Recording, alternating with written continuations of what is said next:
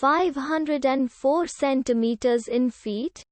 First of all, we need to know the value of 1 centimeter in feet.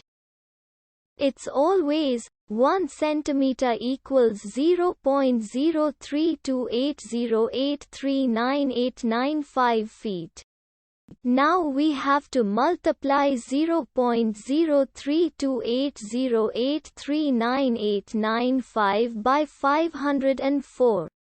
Therefore, 504 centimeters times 0.03280839895 feet equals 16.53543300708 feet.